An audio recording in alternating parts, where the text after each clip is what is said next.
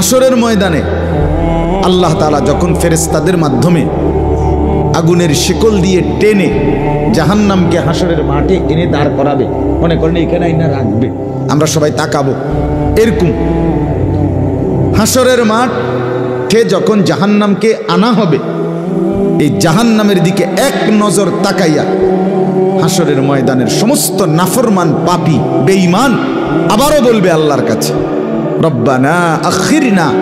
ইলা আজালিন করিব, আল্লাহ একটু সময়ের জন্য দুনিয়াটা আবার ফেরত দেন, হায়াত আবার ফেরত, সময়গুলো আরেকবার দেন, আরেকটু সময় দেন, নজিব দাওয়াতাক, আপনার সব কথা তখন মেনে নেব, অনাত্তাবিউর রসুল, আপনার রসুলদের আনুগত্য করব। আল্লাহ বলবেন না, না বান্দা,